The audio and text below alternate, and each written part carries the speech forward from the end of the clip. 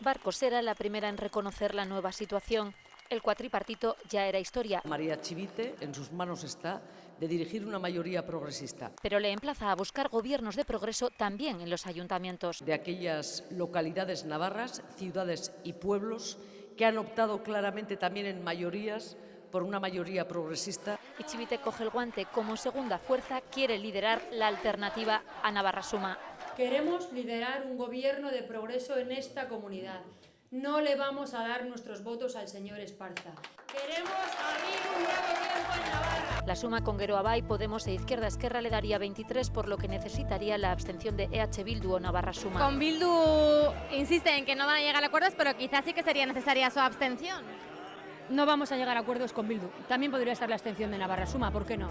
Porque Javier Esparza ya se lo dijo claro anoche, no piensa abstenerse. Nosotros no vamos a hacer presidenta a María Chivite, ni nos vamos a abstener.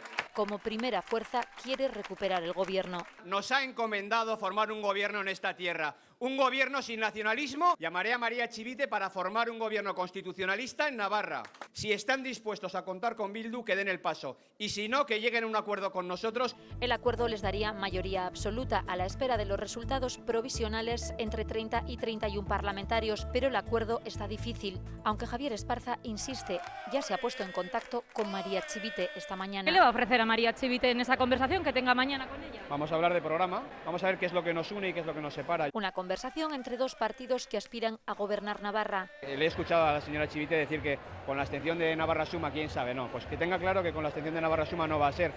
¿Por qué? Porque sería engañar a la gente. Si Pedro Sánchez con el 28% de los apoyos tiene legitimidad para gobernar España, Javier Esparza con el más del 35% tiene más legitimidad para gobernar Navarra. Tenemos claro que en la coherencia que hemos mantenido durante toda la campaña no vamos a hacer al señor Esparza presidente y por lo tanto queremos acuerdos progresistas.